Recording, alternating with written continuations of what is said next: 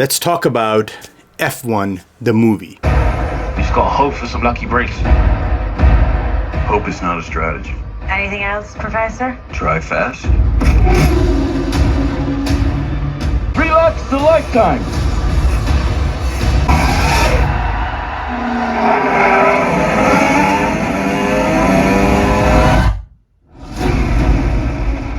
This is Magnolia Mo and welcome back to my channel. That was the trailer for F1 on Apple TV in Dolby Atmos. And that's what got me pumped to go watch this movie in an IMAX. Starring Brad Pitt, Damson Idris, Javier Bardem, and Kerry Condon. Directed by Joseph Kosinski, who most recently and most notably brought to us Top Gun Maverick. He also directed Tron Legacy, one of my other favorite movies, and Oblivion. F1 is about a Formula One driver who comes out of retirement to mentor and team up with a younger driver. Javier Bardem's character is managing a team basically that is going nowhere, right? And is now up for sale. He can lose millions of dollars that he has invested if the team doesn't start to win or at least show up in some of these races. So Javier or Ruben then goes to Brad Pitt and convinces Brad Pitt or Sonny Hayes to come join the team and mentor Damson Idris, who's playing Joshua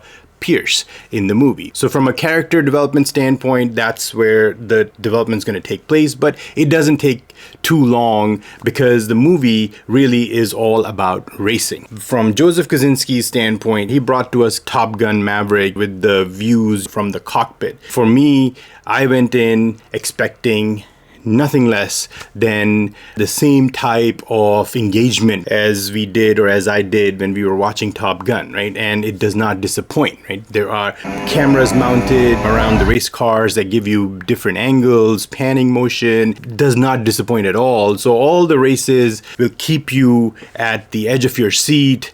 The movie is 2.5 hours long, and trust me, it does not feel like it. It goes by pretty fast. And the main reason why it goes by fast is because of the dynamics between Sonny Hayes and Joshua Pierce, Brad Pitt and Kerry Condon's character. So there are lots of dynamics within the characters. Essentially, you have two protagonists in this movie who are actually competing against each other. And that's where I think Joseph Kosinski did a masterful job in telling us the story and bringing it to the big screen where you are at the edge of your seat because you don't know how this movie is going to end. Literally, I did not know how it's going to end. The car races are awesome. The audio, the sound, the dialogue, the photography, right? It's filmed for IMAX, so there's lots going on screen throughout the movie. It does not disappoint at all. Let's talk about Kosinski a little bit, right? To take a script that's simple, like the F1, right? Just retired old driver who is now on the team to basically help and mentor a young driver, and the young driver takes offense to that, and now they're both competing against each other. Layer that with some of the history that Brad Pitt's character had previously when he was young, and he had the same ego problems as Damson Idris has in this movie, right? To showcase all of that, while watching the movie, I found myself rooting for both of them, right? And that's what made the movie so great for me, was because I didn't know how this movie is going to end. In my mind, I wanted Brad Pitt's character to come out as the winner, or at least do something that he is gonna go down in history. It's just unbelievable how it all played out. The other aspect of the movie is that Brad Pitt's character, Sonny Hayes, you would think that he's brought on to